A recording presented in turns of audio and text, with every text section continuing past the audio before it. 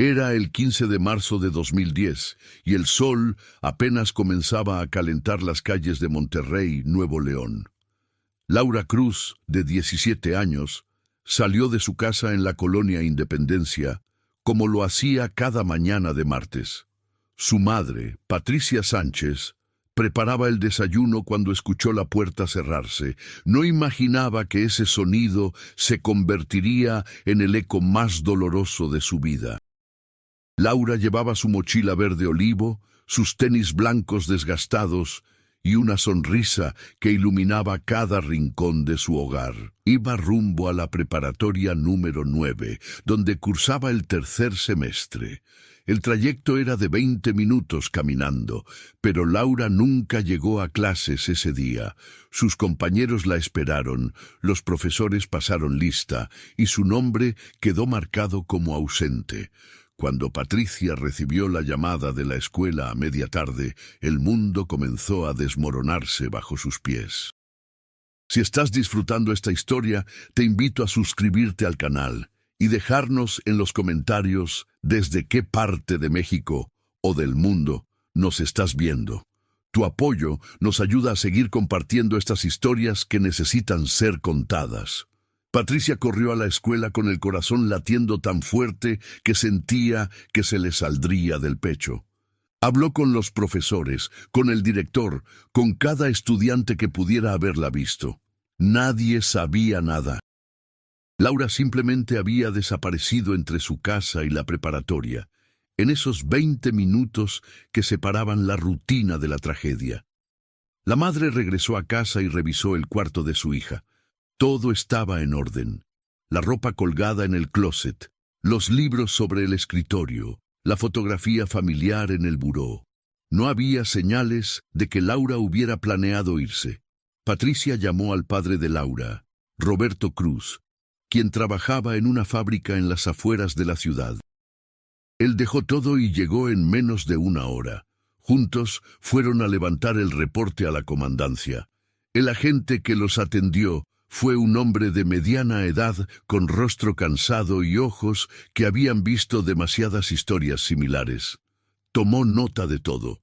La descripción física de Laura, su altura de 1,60 m, su cabello castaño largo hasta los hombros, sus ojos color miel, la cicatriz pequeña en su ceja izquierda de cuando se cayó de niña.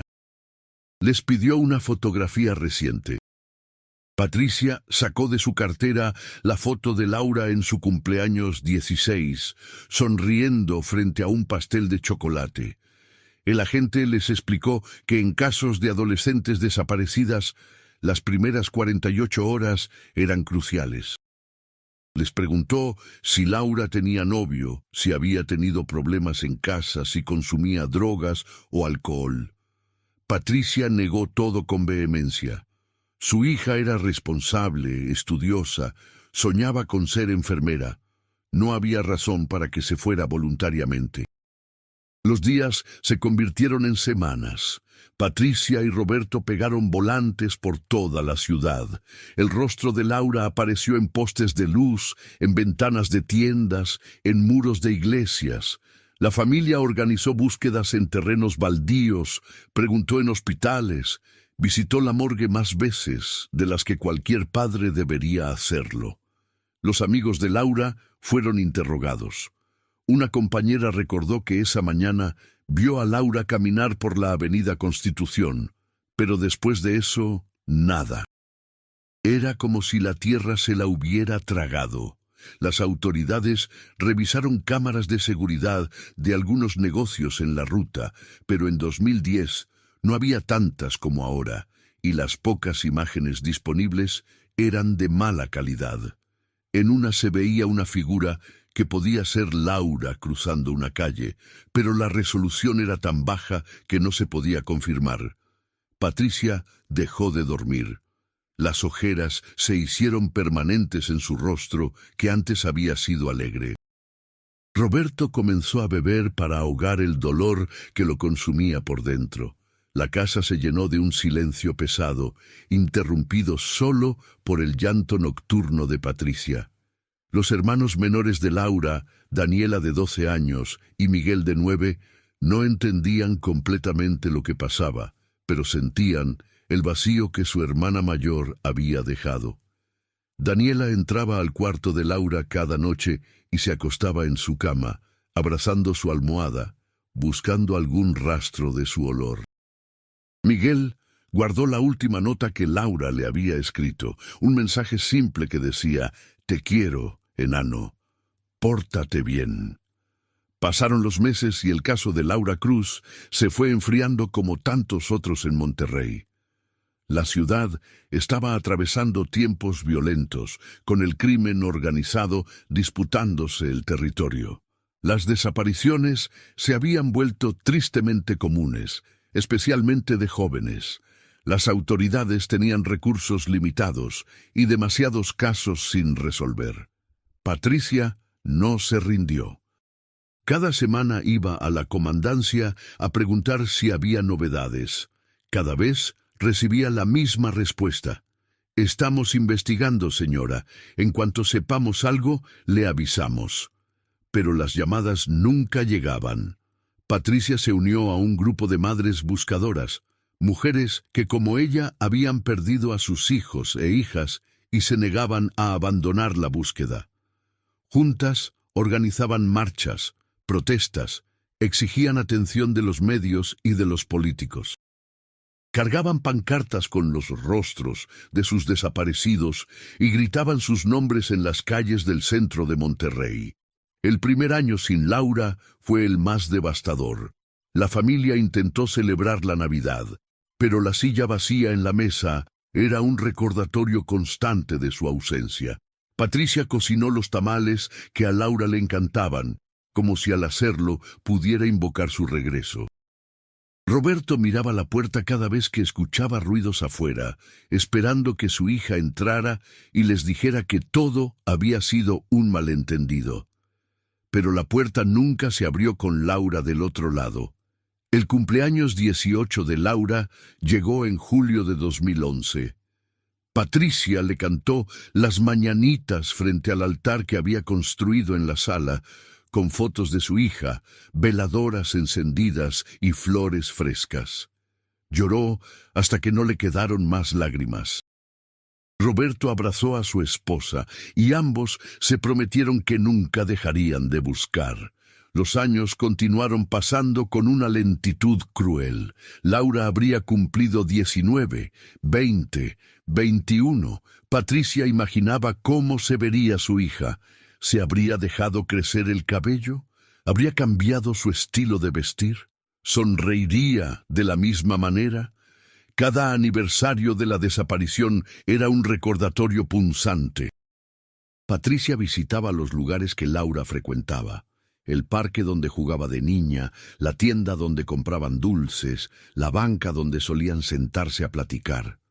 Hablaba con ella en voz baja, contándole sobre Daniela, que ahora estudiaba en la universidad, sobre Miguel, que se había unido al equipo de fútbol de la escuela, sobre cómo la extrañaban cada día.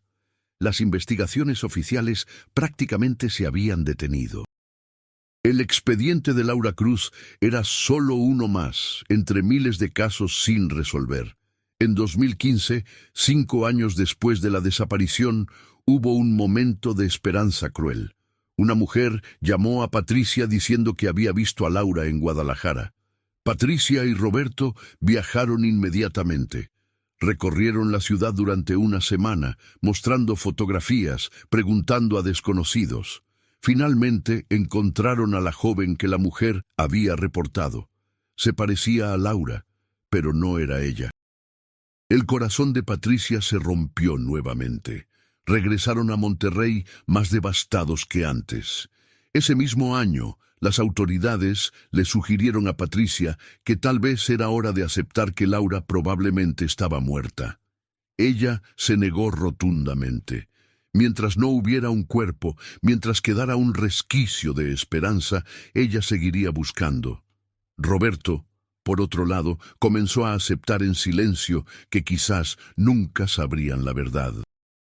Su matrimonio comenzó a fracturarse bajo el peso del dolor y las diferentes maneras de procesarlo. La vida continuó de la forma en que lo hace cuando algo fundamental se ha roto. Patricia trabajaba en una tienda de abarrotes, atendiendo clientes con una sonrisa mecánica, mientras por dentro un dolor constante la consumía. En las noches revisaba páginas de internet de personas desaparecidas, grupos de Facebook dedicados a la búsqueda, foros donde familiares compartían información. Publicaba la foto de Laura regularmente, cada mes, cada semana a veces, preguntando si alguien la había visto. Las respuestas eran escasas, y cuando llegaban nunca conducían a nada concreto. Daniela, que ahora tenía 24 años, había aprendido a vivir con la ausencia de su hermana, pero el dolor nunca desaparecía completamente.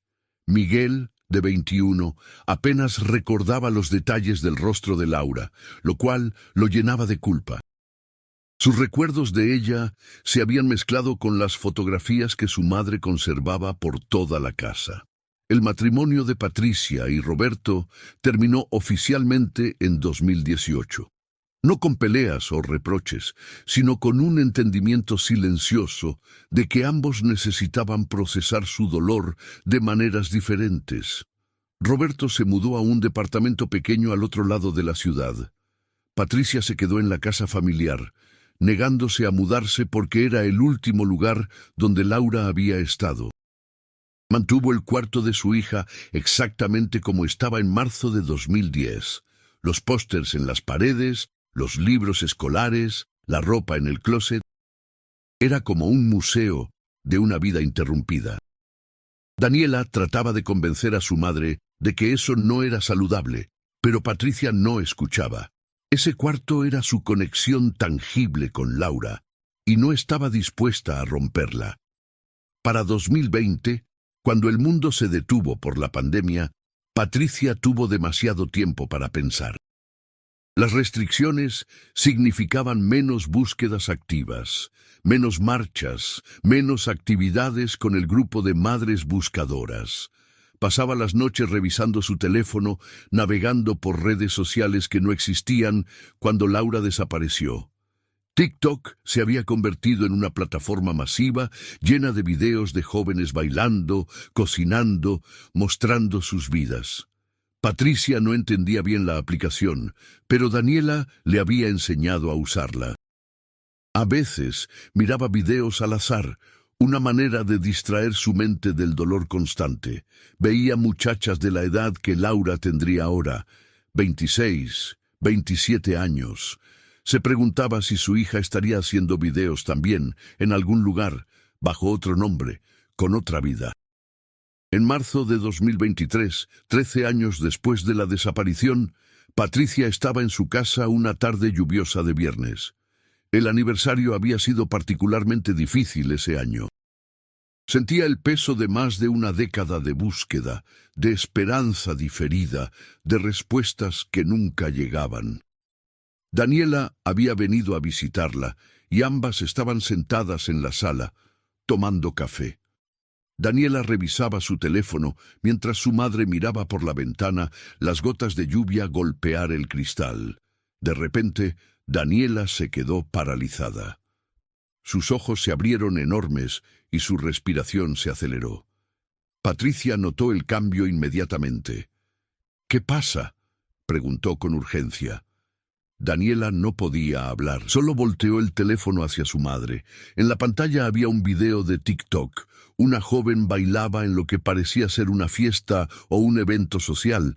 La cámara la capturaba desde un ángulo lateral mientras se movía al ritmo de una canción popular.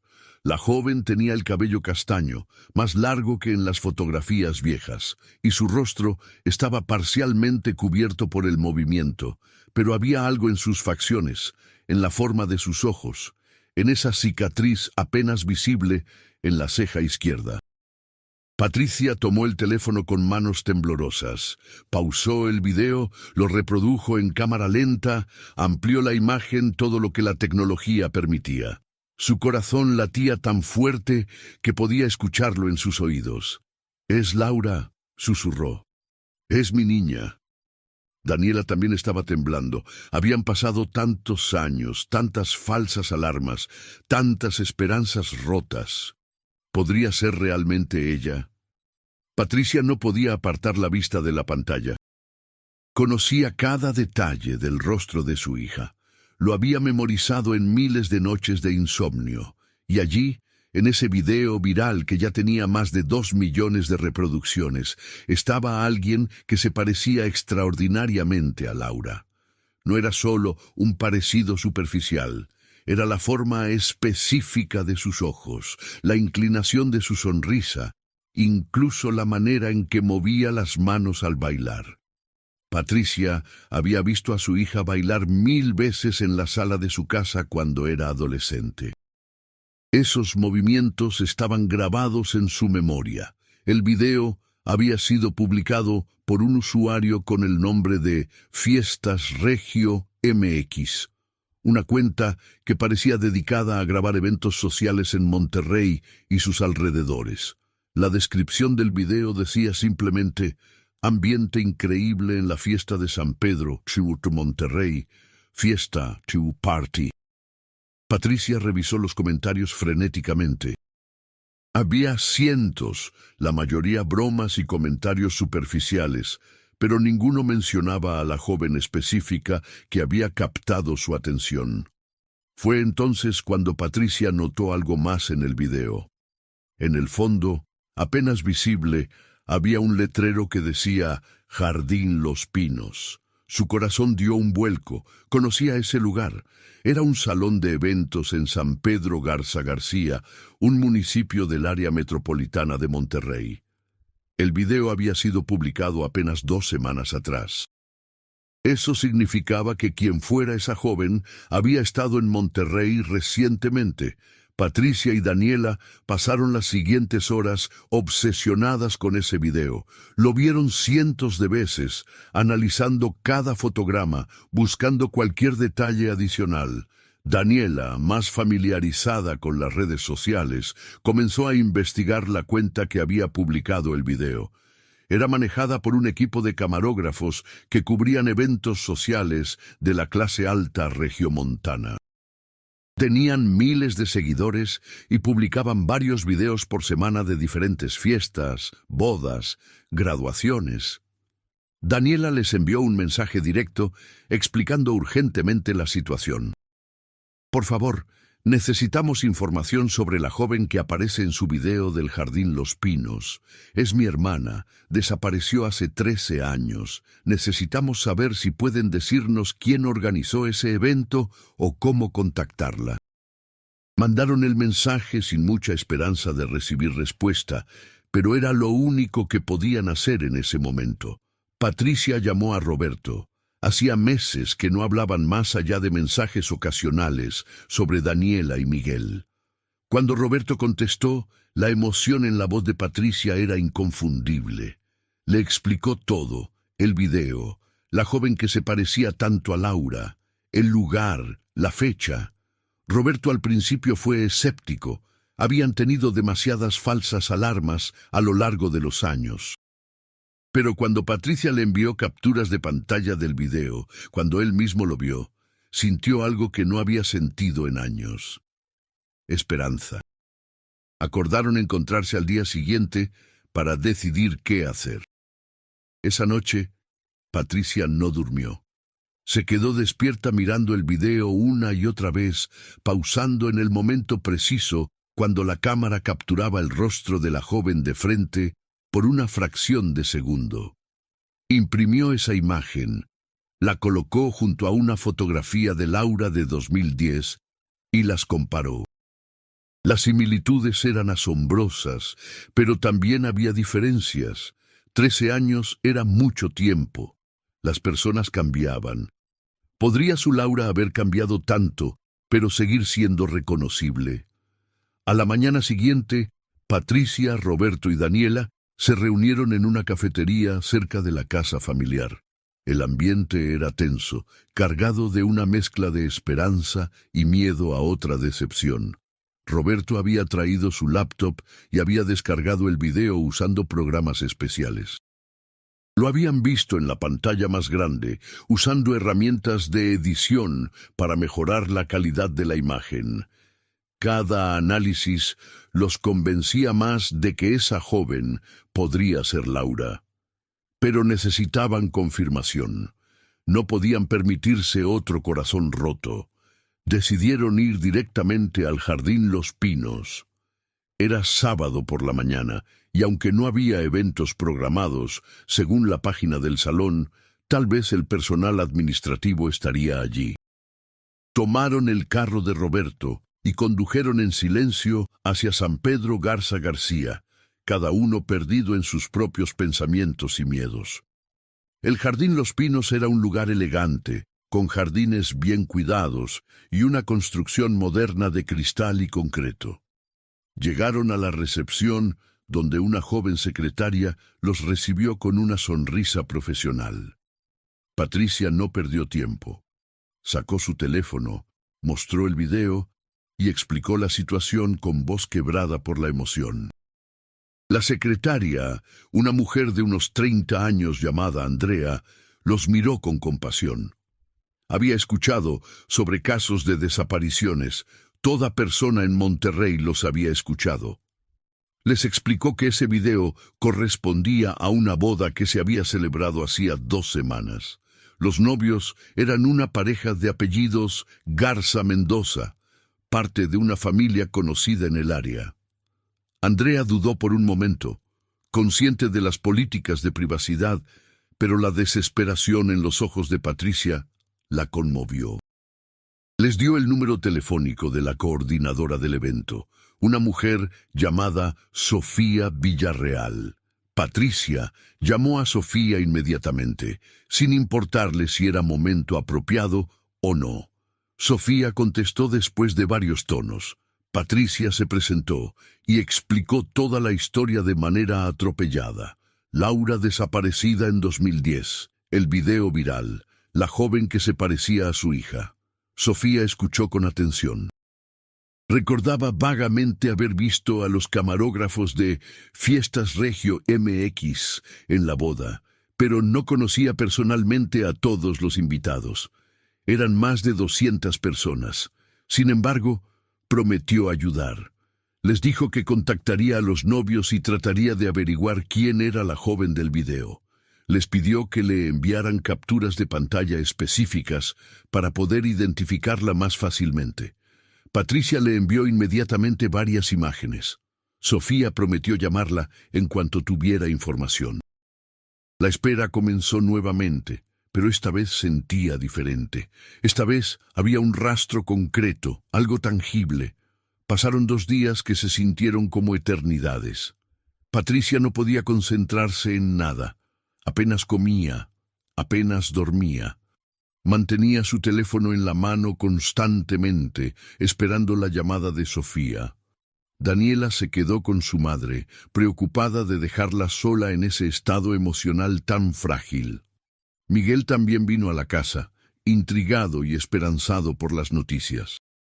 Revisaron el video juntos como familia, algo que no habían hecho en años.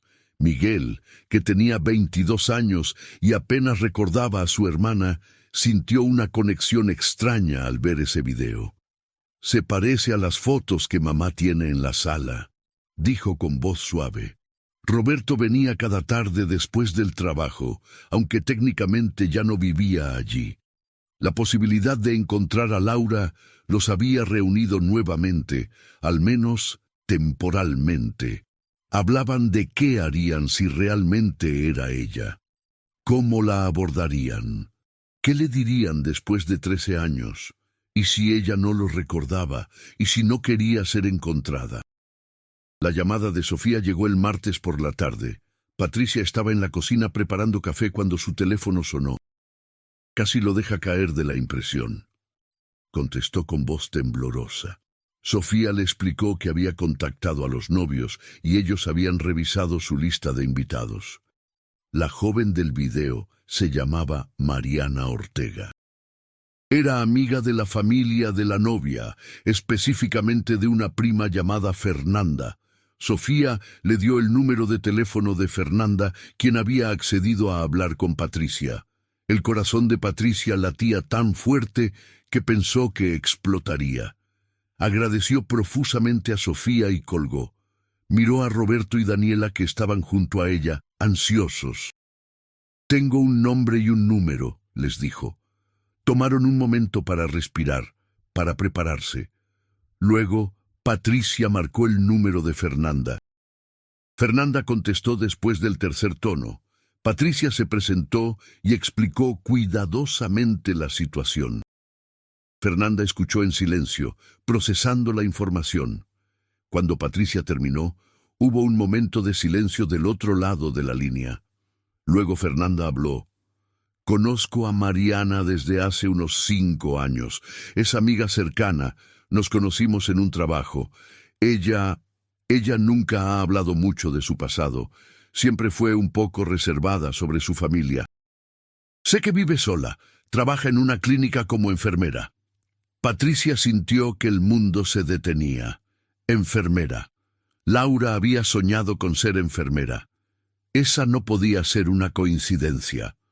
Con voz quebrada, Patricia preguntó: «¿Podría darme su número? ¿O su dirección? Por favor, necesito verla. Necesito saber si es mi hija». Fernanda dudó. Entendía la urgencia de Patricia, pero también sentía que debía proteger la privacidad de su amiga. Propuso algo diferente. «Déjeme hablar con Mariana primero. Le explicaré la situación. Si ella está de acuerdo, les daré su información de contacto. ¿Le parece justo?». Patricia aceptó, aunque cada fibra de su ser quería correr inmediatamente a encontrar a esa tal Mariana Ortega. Pero entendía que debía respetar el proceso. Fernanda prometió llamarla al día siguiente con una respuesta. Esa noche fue una de las más largas en la vida de Patricia. Se imaginaba 1000 escenarios diferentes. ¿Qué pasaría cuando se encontraran? ¿Y si Mariana no era Laura? ¿Y si lo era, pero no quería reconocerlos? ¿Qué trauma habría vivido su hija durante esos 13 años? Las preguntas giraban sin parar en su mente. Roberto se quedó a dormir en el sofá esa noche. Ninguno de los dos quería estar solo. Daniela y Miguel también se quedaron. La familia, que se había fragmentado bajo el peso de la tragedia, estaba reuniéndose bajo el peso de la esperanza. Miraban el video una vez más antes de intentar dormir. La joven bailaba sin saber que en algún lugar una familia completa la observaba con el corazón en la garganta. La llamada de Fernanda llegó a las 11 de la mañana del día siguiente. Patricia estaba tan nerviosa que casi no podía sostener el teléfono. Fernanda habló con voz suave pero clara. «Hablé con Mariana. Ella estaba muy impactada por la historia. Me pidió que les diera su número. Dijo que está dispuesta a hablar con ustedes, pero pidió que por favor fueran pacientes con ella. No está segura de nada, pero quiere escuchar lo que tienen que decir». Patricia anotó el número con manos temblorosas. Casi no podía ver a través de las lágrimas que llenaban sus ojos. Agradeció a Fernanda repetidamente. Cuando colgó, miró a su familia reunida alrededor de ella. «Tengo su número», dijo simplemente. La pregunta ahora era cuándo y cómo hacer esa llamada que podría cambiarlo todo. Decidieron que Patricia debía hacer la llamada, pero con Roberto a su lado para apoyo emocional. Daniela y Miguel esperarían en la cocina. Necesitaban algo de privacidad para este momento. Patricia marcó el número con dedos que apenas obedecían sus órdenes. El teléfono sonó 1, 2, 3 veces. Patricia pensó que tal vez no contestaría, que tal vez había cambiado de opinión. Pero en el cuarto tono, una voz femenina contestó. «¿Hola?» Era una voz suave, un poco nerviosa. Patricia cerró los ojos, tratando de buscar en su memoria la voz de Laura de 17 años. Habían pasado 13 años. Las voces cambiaban. «¿Mariana?» preguntó Patricia con voz temblorosa. «Sí, soy yo. ¿Usted es Usted es Patricia, respondió la joven. Había algo en la forma en que pronunció el nombre, una familiaridad extraña, como si sus labios recordaran esa palabra aunque su mente no lo hiciera. Patricia comenzó a hablar, tratando de mantener la compostura, pero fallando miserablemente. Le contó sobre Laura, sobre el 15 de marzo de 2010, sobre la búsqueda de 13 años, sobre el video viral que las había llevado a ella. Mariana escuchaba en silencio, solo interrumpiendo ocasionalmente con pequeños sonidos que indicaban que estaba procesando la información. Cuando Patricia terminó, hubo un largo silencio. Luego Mariana habló con voz que sonaba diferente, más pequeña, más vulnerable. Yo no tengo muchos recuerdos de antes de los 18 años. Siempre me dijeron que tuve un accidente, que perdí la memoria. La familia que me cuidó ya no están. Murieron hace unos años. Yo siempre sentí que algo no encajaba, pero nunca supe qué. Cuando Fernanda me contó su historia, algo dentro de mí se movió. No puedo explicarlo. Patricia estaba llorando abiertamente ahora. Roberto tenía lágrimas corriendo por sus mejillas también. Le preguntó a Mariana si estarían dispuestos a encontrarse en persona. Mariana aceptó, pero pidió que fuera en un lugar público, un café quizás, donde se sintiera segura. No era que desconfiara de ellos, explicó, pero toda la situación era abrumadora y necesitaba sentirse en control de algo. Patricia entendió perfectamente. Acordaron encontrarse al día siguiente en un café del centro de Monterrey a las 4 de la tarde. Mariana preguntó cómo la reconocerían. Patricia casi se ríe entre lágrimas. Te reconoceríamos en cualquier parte, le dijo. Cuando colgaron, Patricia se derrumbó en los brazos de Roberto. Habían esperado 13 años por este momento, y ahora que estaba aquí, el miedo era casi tan grande como la esperanza. ¿Qué pasaría si se encontraban y Mariana no era Laura? ¿Cómo sobrevivirían a otra desilusión? Esa noche, Patricia preparó una bolsa con objetos que Laura había tocado, fotos familiares, el suéter favorito de Laura, que Patricia nunca había lavado porque conservaba su olor, cartas que Laura había escrito de niña, el brazalete que llevaba puesto el día de su desaparición y que Patricia había guardado como reliquia. También incluyó documentos, el acta de nacimiento de Laura, sus registros escolares, el reporte de la desaparición. Si Mariana realmente era Laura, estos objetos podrían ayudar a despertar memorias. Roberto sugirió también llevar videos caseros. Habían grabado muchas celebraciones familiares cuando Laura era niña. Ver esas imágenes podría ser el catalizador que necesitaban. Daniela se ofreció a acompañarlos al encuentro, pero Patricia declinó gentilmente. Esto era algo que ella y Roberto necesitaban hacer solos, al menos inicialmente.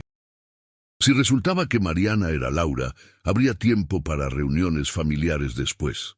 El día del encuentro amaneció nublado, con amenaza de lluvia. Patricia apenas había dormido. Se levantó temprano y comenzó a arreglarse con cuidado.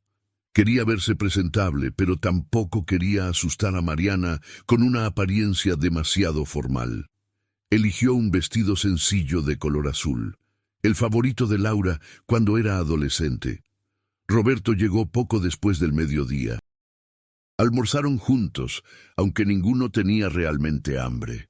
Hablaban poco, perdidos en sus propios pensamientos. A las 3 de la tarde salieron hacia el café. Llegaron media hora antes, queriendo estar allí cuando Mariana llegara. Escogieron una mesa en una esquina, desde donde podían ver la entrada. Patricia no dejaba de revisar su reloj. Cada minuto parecía una hora. Roberto mantenía su mano sobre la de ella, un ancla en medio de la tormenta emocional. A las 4:05, la puerta del café se abrió y entró una joven mujer. Patricia la reconoció inmediatamente del video, pero verla en persona era completamente diferente. Era más alta de lo que recordaba a Laura, pero Patricia se recordó que Laura solo tenía 17 cuando desapareció y podría haber crecido más. La joven miraba alrededor, evidentemente nerviosa, buscando a alguien. Sus ojos se encontraron con los de Patricia a través del café. Por un momento, el mundo pareció detenerse. La joven caminó lentamente hacia su mesa. Tenía el cabello castaño hasta los hombros, ojos color miel. Y sí, esa pequeña cicatriz en la ceja izquierda. Patricia se levantó tan abruptamente que casi derribó su silla. Roberto también se puso de pie. Mariana llegó a la mesa y se quedó parada frente a ellos, sus manos temblando visiblemente. «Hola», dijo Mariana con voz suave. Yo soy Mariana». Patricia no pudo contenerse más. Las lágrimas comenzaron a caer libremente por sus mejillas. Susurró: «Mi niña, eres tú». Pero se contuvo de abrazar a la joven, respetando su espacio. Todos se sentaron. El silencio inicial era denso, cargado de emociones que ninguno sabía cómo expresar. Patricia sacó su teléfono y comenzó a mostrarle a Mariana fotografías de Laura de niña, de adolescente, de la familia completa. Mariana las miraba con intensidad, sus ojos escaneando cada detalle. «Esa sonrisa», dijo de repente, señalando una foto de Laura a los 8 años. Yo he visto esa sonrisa en sueños, creo, o en memorias que no sé si son reales». Su voz se quebró. Patricia entonces sacó el brazalete. Era de plata, con pequeñas incrustaciones de turquesa. «¿Reconoces esto?», preguntó con voz esperanzada. Mariana tomó el brazalete con manos temblorosas. Lo miró fijamente. Sus ojos se llenaron de lágrimas.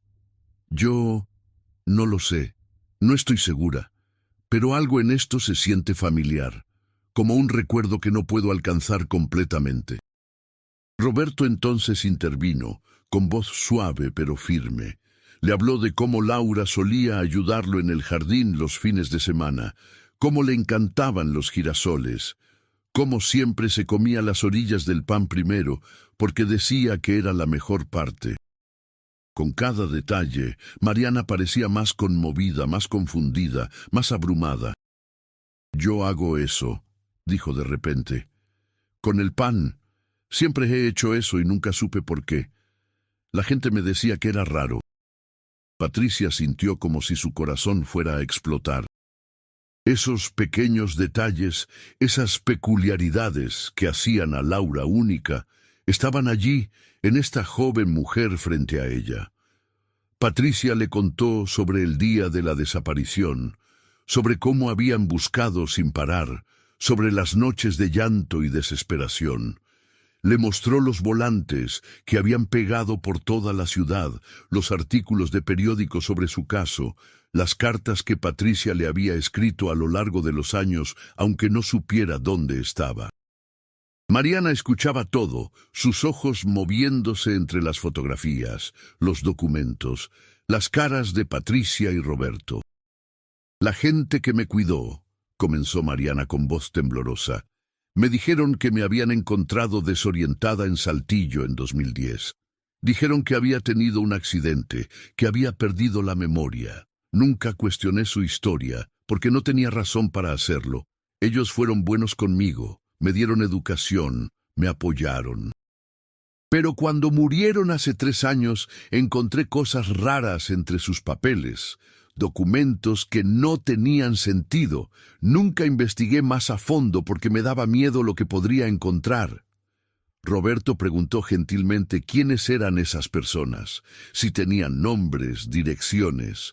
Mariana proporcionó toda la información que sabía. Habían sido un matrimonio mayor, sin hijos, que la había criado como propia. Nunca intentaron adoptar legalmente, lo cual ahora le parecía sospechoso a Mariana. La criaron con el nombre de Mariana Ortega. Le dieron educación, pero siempre evitaron hablar de su pasado o llevarla a lugares públicos donde pudiera ser reconocida. Después de que cumplió 18, fue más libre de moverse, de hacer su propia vida. Estudió enfermería, como siempre había soñado, aunque no sabía de dónde venía ese sueño. Ahora trabajaba en una clínica privada en San Pedro Garza García. Vivía sola en un pequeño departamento. Su vida era tranquila, rutinaria, pero siempre había sentido que algo faltaba, como si fuera un rompecabezas incompleto.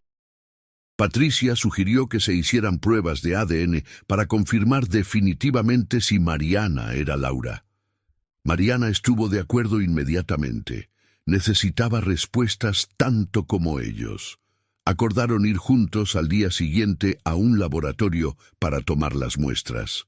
Los resultados tardarían unos días, pero finalmente tendrían certeza. Mientras tanto, Mariana pidió tiempo para procesar todo. Era demasiada información, demasiadas emociones. Patricia y Roberto entendieron. Le dieron su número de teléfono, su dirección, y le dijeron que estaba disponible cuando ella quisiera hablar más. Antes de despedirse, Mariana hizo algo que sorprendió a todos. Se acercó a Patricia y la abrazó brevemente. «Gracias», susurró, «por nunca dejar de buscar». Patricia la abrazó de vuelta, conteniendo el impulso de no soltarla nunca más. Cuando Mariana salió del café, Patricia y Roberto se quedaron sentados en silencio, procesando lo que acababa de suceder. Había una posibilidad real, tangible, de que habían encontrado a su hija después de 13 años. Los días de espera por los resultados del ADN fueron tortuosos. Patricia no podía pensar en otra cosa.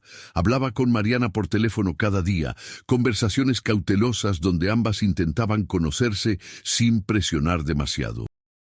Mariana le contó más sobre su vida, cómo le encantaba su trabajo en la clínica, cómo había tenido algunas relaciones pero ninguna seria, cómo siempre se había sentido como si algo fundamental de su identidad estuviera perdido. Patricia le contaba historias de Laura de niña, cómo era curiosa y aventurera, cómo cuidaba de sus hermanos menores, cómo soñaba con ayudar a la gente. Con cada conversación, las conexiones se hacían más fuertes. Mariana empezó a tener sueños, fragmentos de memorias que no estaba segura si eran reales o creadas por su mente ansiosa por encontrar respuestas. Soñaba con una casa con jardín, con 2 niños pequeños, con una mujer que le cantaba las mañanitas en su cumpleaños. El llamado del laboratorio llegó una semana después de tomar las muestras. Patricia estaba en casa con Roberto, Daniela y Miguel. Todos habían estado esperando juntos. La tensión en el aire era palpable.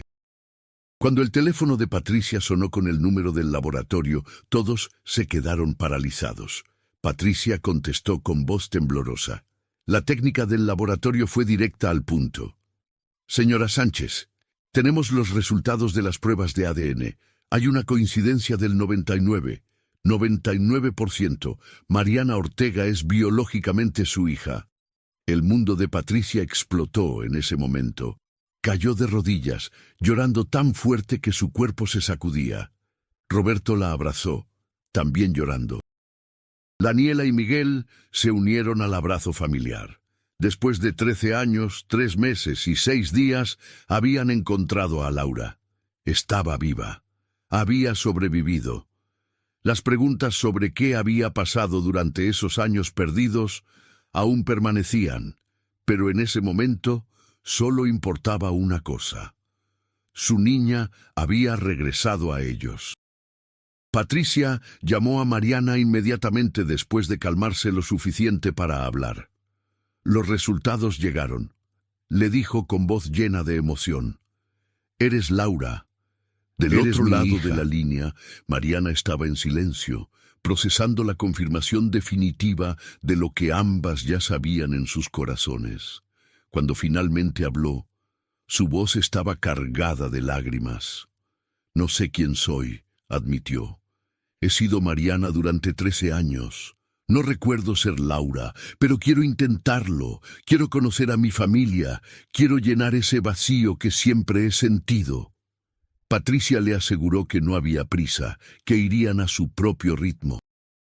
Lo importante era que ahora sabían la verdad. Podían comenzar a reconstruir lo que se había roto. Acordaron verse de nuevo, esta vez en la casa familiar.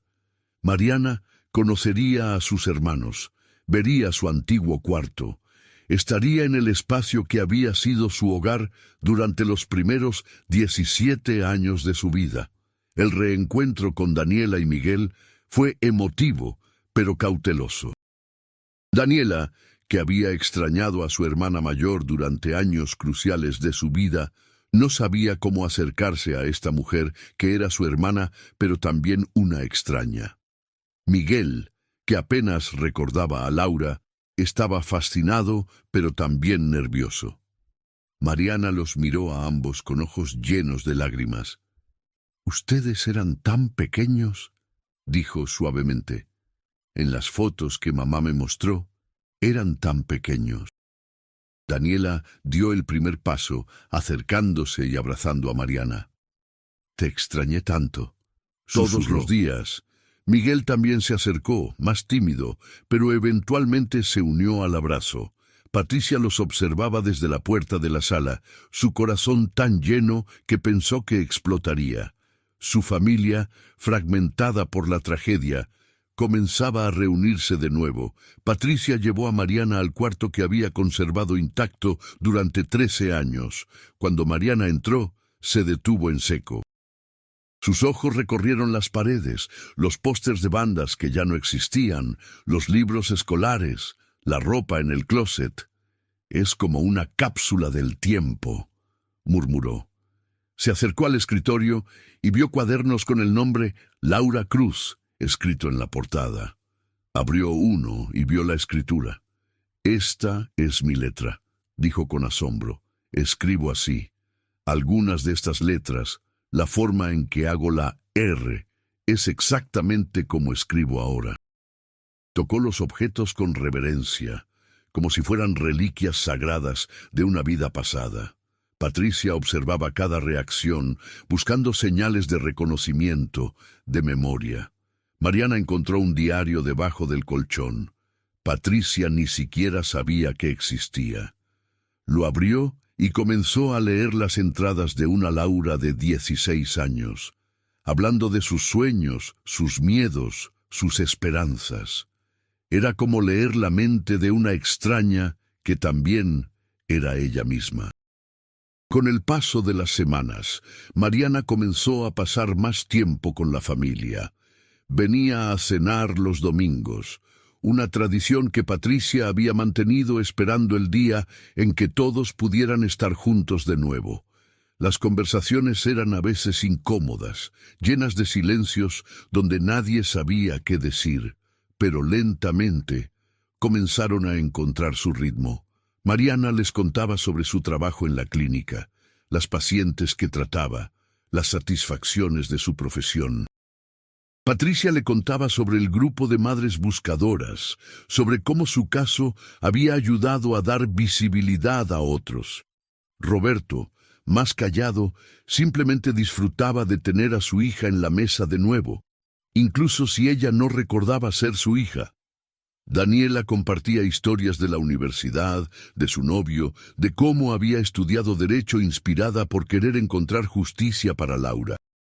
Miguel hablaba de su trabajo en una empresa de tecnología, de su pasión por el fútbol, de cómo siempre había guardado la última nota que Laura le había escrito.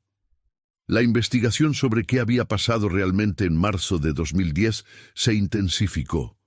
Las autoridades, presionadas por la atención mediática que el caso había recibido después de que la historia de Laura se hiciera viral, reabrieron la investigación. Se investigó al matrimonio que había criado a Mariana.